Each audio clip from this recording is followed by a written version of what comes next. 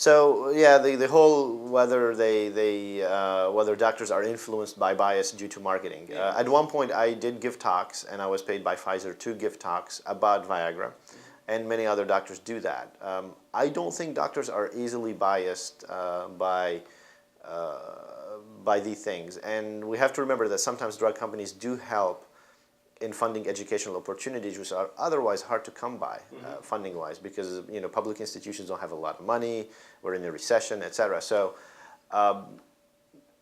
yes, you can argue that drug companies could bias doctors a little bit, but my personal experience and knowing to talking to other doctors, we care much more about whether a patient is happy than whether the company's happy, the drug company's happy. When I was a younger physician, I did a couple dinners, though it felt so. In fact, there was one, that felt so uncomfortable that was the end for me. And that was a decade ago.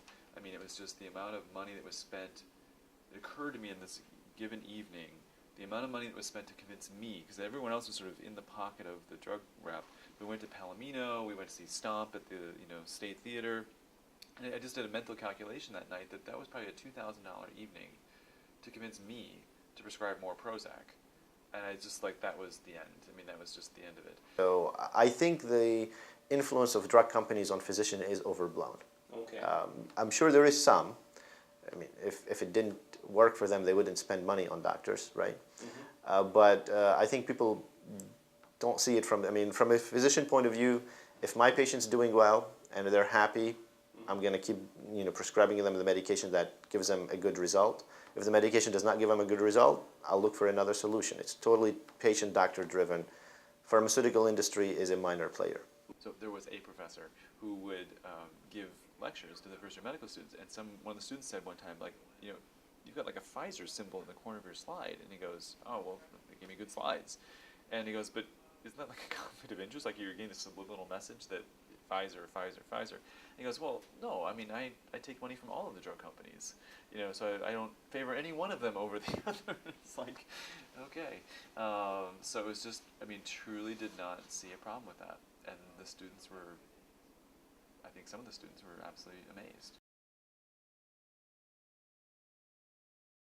The current trend now is they'll give a voucher so that patient can fill this as a prescription and get a discount on it.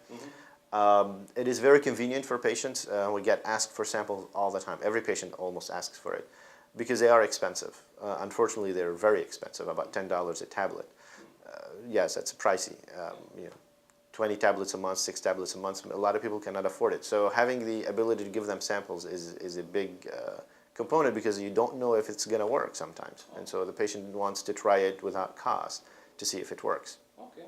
So yeah, they do give us samples, and we appreciate that we can give those to patients. Patients ask for them.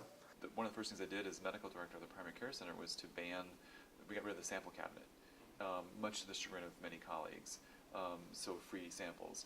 And I won't go into the details of that, but it was a big deal. But we were basically having to take a nurse's full time, her entire time was simply kind of working the cabinet, like trying to write down lot numbers, trying to work with the drug reps, take the samples in, check them in.